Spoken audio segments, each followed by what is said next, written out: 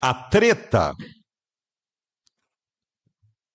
a treta do D'Alessandro com o Bernabé, ela tem muitas camadas para a gente avaliar. Muitas camadas, muitas. De análises mais complexas até as mais específicas do que acontece neste momento com o Internacional.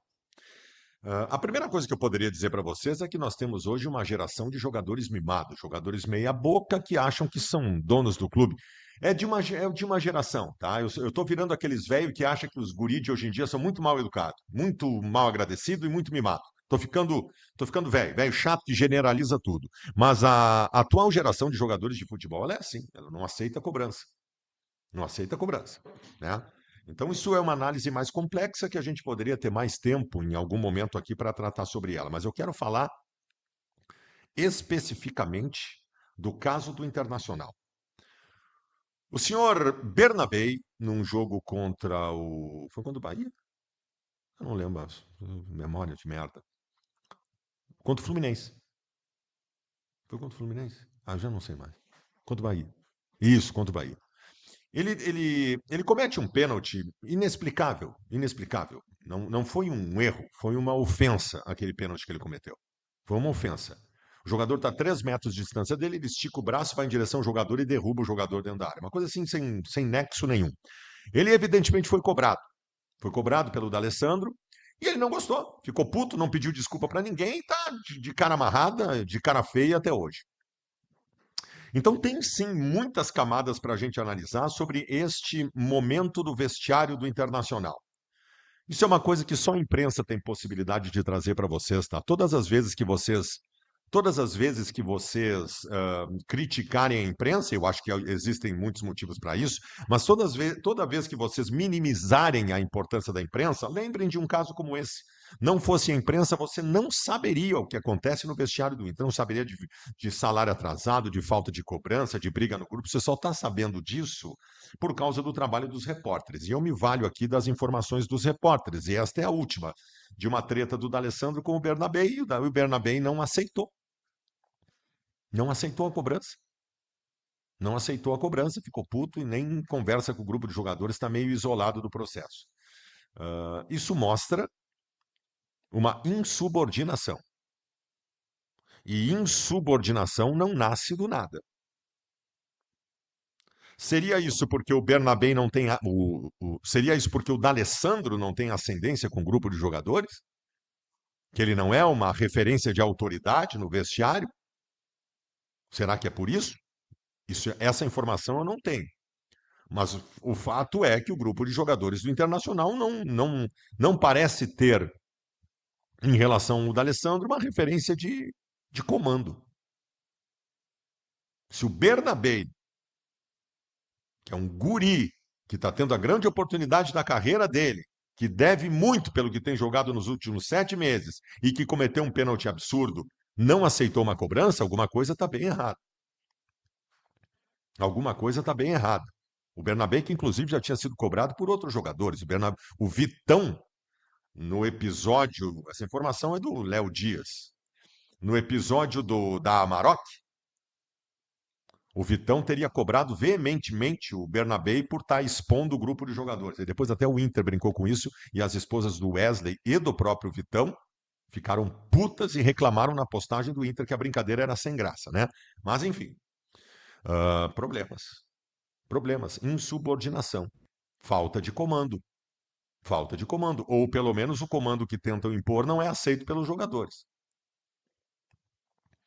E por que isso? Porque o Bernabé é um insolente? Ou porque o grupo não visualiza mais comando e faz o que quer? Ou porque o grupo de jogadores do Internacional, por conta de salários atrasados, repactuação de direito de imagem, recebendo parte do salário parcelada, os jogadores, diante disso, não respeitam mais ninguém lá dentro. Eu até acho que quando o chefe não paga o salário, fica bem difícil de ele cobrar alguma coisa. Fica bem difícil de ele cobrar alguma coisa. E eu acho que a direção do Inter perdeu por conta disso a possibilidade de cobrança mais forte, embora eles tenham que cobrar mais forte, é obrigação deles. E os jogadores têm que obedecer ao seu comando.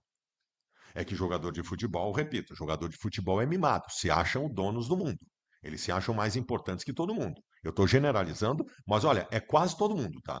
E eu acompanho o vestiário de futebol há muito tempo. São mimados. São mimados.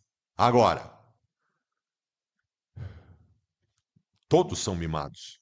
Grandes grupos de futebol do Brasil são mimados e vão lá e ganham também, né? Dão resposta dentro do campo. A questão sobre esse mimado dos jogadores do Internacional é que a resposta dentro do campo não está sendo dada. E eles nem parecem terem vontade de dar alguma resposta. Eles não se incomodam com nada.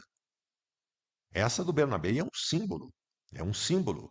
O cara cometeu uma atrocidade que prejudicou e muito o Internacional. Prejudicou e muito o Internacional. E talvez nem se importe. Talvez nem ache que errou. Tanto que foi cobrado e não pediu desculpas para ninguém, para ninguém. Será que isso acontece com os outros jogadores também? Será que quando o Borré perde um gol ele está cagando também? Será que quando a defesa do Inter toma uma bola aérea defensiva em quase todo o jogo, também estão pouco se importando? O Juninho deu clara evidência que está pouco se importando com o Internacional quando foi a passo atrás do Samuel Xavier, que fez o gol do Fluminense. Isso é de quem está pouco se importando. Será mesmo que eu tenho um grupo de jogadores neste momento que não obedece a comando nenhum e que não tem vontade nenhuma de estar em campo, nos levando a passos largos de forma absolutamente perigosa ao inferno da Série B? Como que o vestiário do Inter chegou a esse ponto? Eu repito, problemas sempre acontecem. Em todos os grupos, campeões inclusive acontecem. Eu citei esses tempos aqui o exemplo do Corinthians de 1999. Todo mundo se odiava. O Marcelinho odiava o Ricardinho, que odiava o Vampeta, que odiava aquele. Eles se odiavam, eles não se olhavam na cara. Só que quando eles botavam a camiseta e entravam em campo, o bicho pegava. E eles foram campeões brasileiros naquele ano, jogando muito, se odiando. Citei também o exemplo, de novo, do próprio Corinthians, em 2015, que foi campeão brasileiro com 4 meses de salário atrasado. 4 meses sem receber salário. E não era parte do salário. 4 meses sem receber nada. E foram campeões brasileiros. Porque estes grupos conseguiram separar a operação.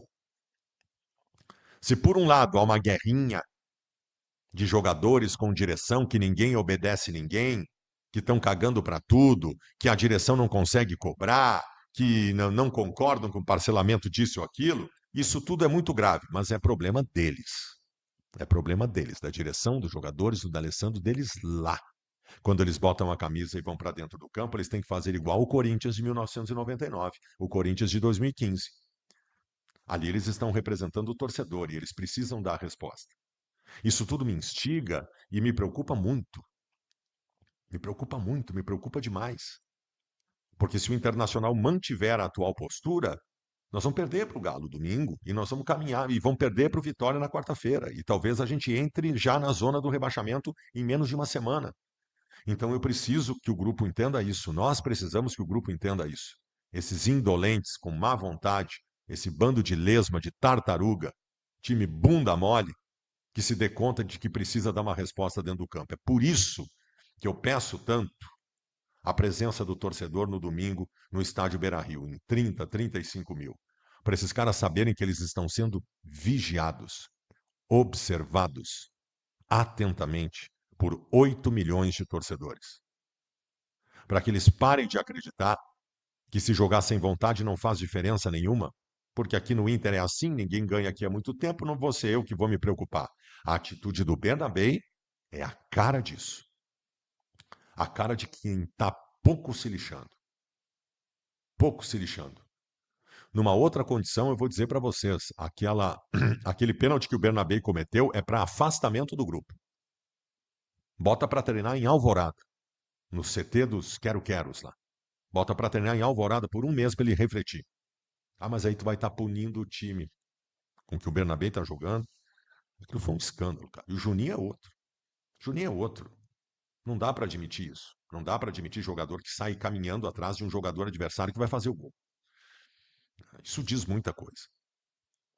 Nós chegamos à reta final do Campeonato Brasileiro, faltando 8 jogos para terminar, completamente rachados. Vestiário, direção da Alessandro, não sobrou nada. Está em escombros o vestiário do Internacional, como o clube como um todo. Então resta a nós cobrar e rezar